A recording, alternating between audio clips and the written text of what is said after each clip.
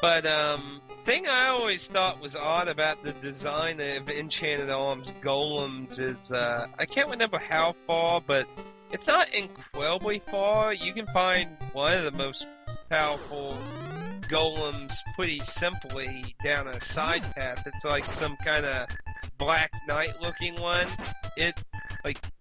Well, it's obviously debatable on its being the most powerful. I wouldn't say it's the most powerful, but it's pretty efficient for a good portion of the game as an extra character.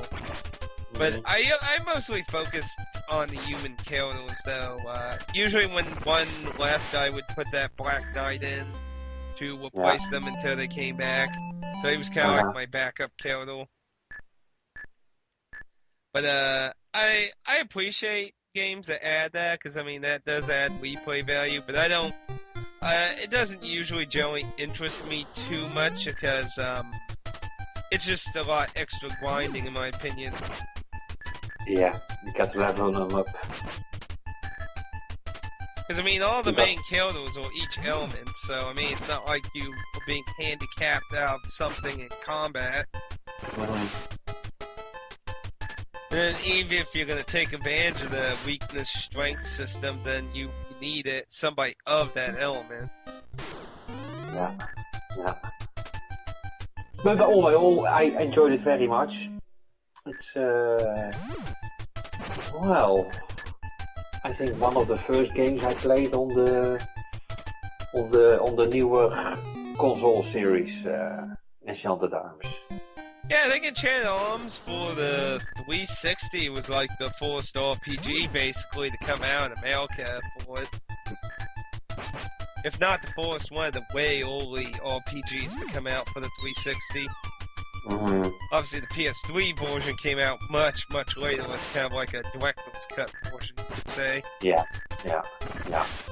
It's a bit like Eternal Sonata. First it was also... that had the exact same kind of thing done to it too, didn't it? But it got so... What I heard, and I can only agree with that, is that they increased the difficulty on the PlayStation 3 by a lot. Did they? And I liked the battle system when the game starts. I liked so very much. It was so turn-based with time, and the further you get in the game, the less and less or the battle system changes each time a little bit. And each change was not very to my liking. I liked how the game started, the battle system.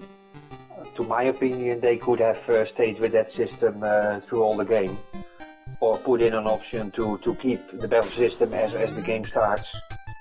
But to be honest, considering that, the game, the idea of the battle system was to make it more challenging as the game went.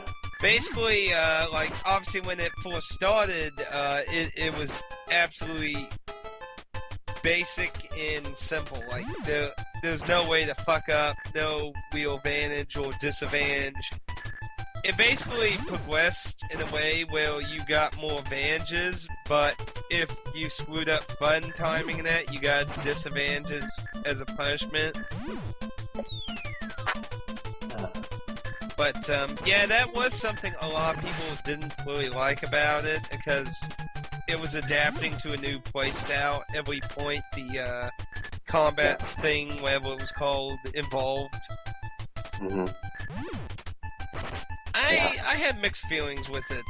Some of the later levels of it certainly did have some challenges, but personally what bothered me the most was the defensive part of the combat. I appreciate the idea of involving the player more in RPG battles like that.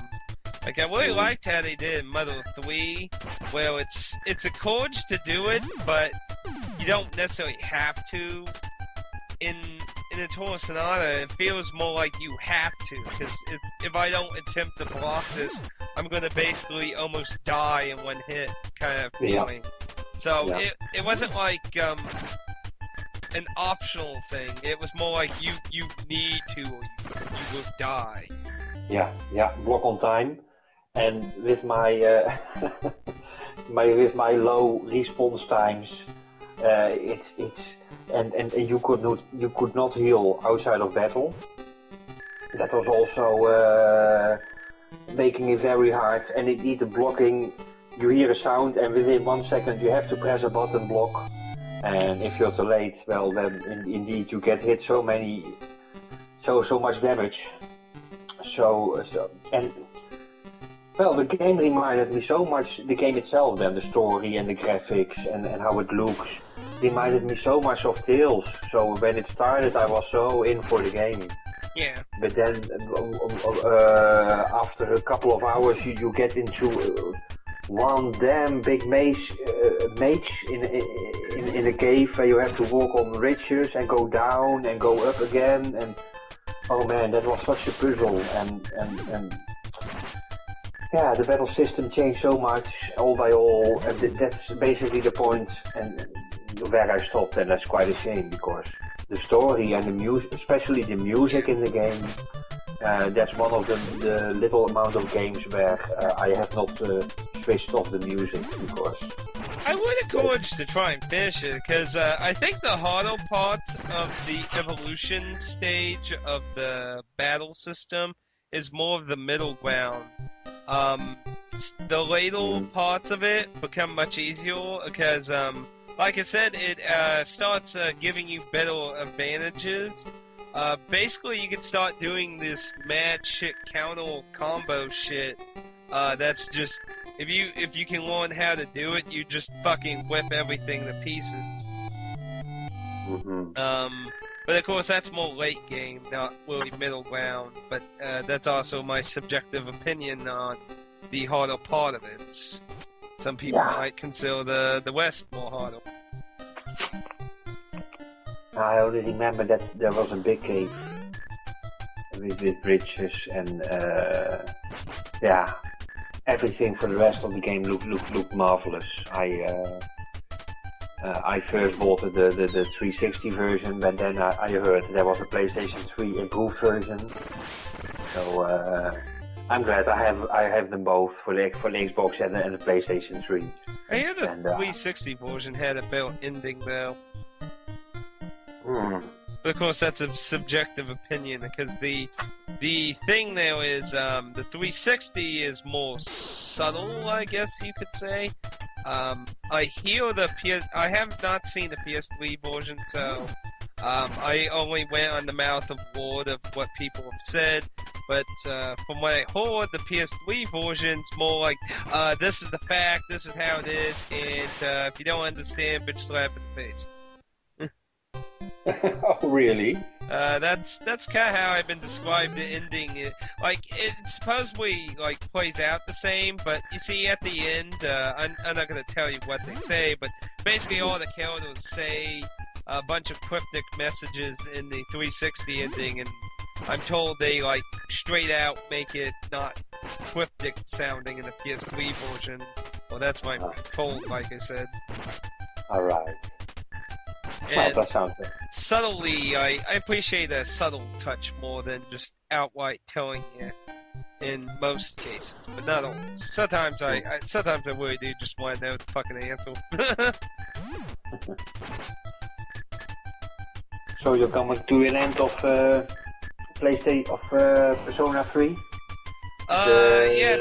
To my Persona 3, the answer, to my understanding, there are only 2 more bosses. I still have the last boss in the current door I'm in. I have not fought it yet. I've been trying to level up most of my characters to 70 at the moment, which is a long process, sad. Because several of my characters are still in the late 60s. Most of the main ones I use a lot are leveled up. They're around the 72 mark, but some of the others are still like Ken and the what's the dog's name again? Oh crap, I always forget his name. I forget so many names. I know Ken and the dog in the late 60s still. Yeah. Akihiko-san, I think, was at 69, so I'm getting him up there, but I'm also trying to make a few more personas. Then I'm gonna try the next boss and see if I get killed again. You said Go ahead. you can play the how's that called? The extra part. In FES, you have the main game and the extra part. Yeah, it's called The Answer. You can start The Answer without playing. Yeah, you Persona can just 3. start on the main menu. Like if you go to one of the current boss fights I'm on, like the last two have raped me multiple times, and you get to see the main menu. You'll see the main menu has the journey and the answer. The answer is the additional content. So when I complete, yeah, you can just get the PlayStation 2 copy, and bam, there you go. All right, you start at level 1, but it's only dungeons, right? They're not level 1. I think everyone started in the level 30s. So they start out with not all the in-game skills that they had in Persona 3, but sorry, I'm trying to think at the moment. I accidentally hit something.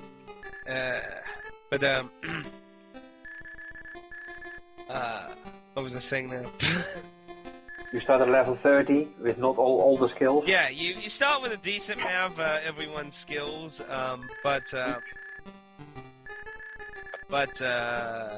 yeah, I think it's like the 30s or 40s. You're not like starting at level 1. In the game is harder than the journey. The game outright tells you that it is harder when you select it. It tells you we recommend you play the journey first, and that this is more harder for extra challenge. And you sure you want to play it? Yeah. First get used to the battle system and the skills and all the stuff. And nothing carries over from the journey. So if you think, well, I can just play the journey and get all kinds of overpowered shit for the answer, it's like, nope, doesn't work like that. Okay. But someday I will play the journey. I will play the journey first, I think. Well, the journey is just Persona 3. The only thing that's different with the journey is, and this might be debatable on what's different because you have the PSP version that came after FES, but FES changed. Like I know Junpei has a few of his skills changed and modified a little in the FES version versus the original Persona 3 release. So I would assume those probably carried on into the PSP version. So I would assume, aside from if I remember quickly, in the PSP version, the main character can't choose his weapon. He's only stuck with a short sword, right? I think that's what. I cannot tell right now. I do not know anymore. I think that's how it was, because I know my friend Aaron was also playing Persona 3 on the PSP, and like I was telling him the kind of weapons I liked using on my main character, and he was like, "Wait, what? You can change weapons?" It's like, I can't do that. It's like, oh, that's an interesting thing that's different. Though I think the female main character can also use a completely different weapon also, I think. But, Yeah, the most... what attracts me to the PlayStation 2 version is that it's fully in 3D. That the world and all the streets and everything. Yeah.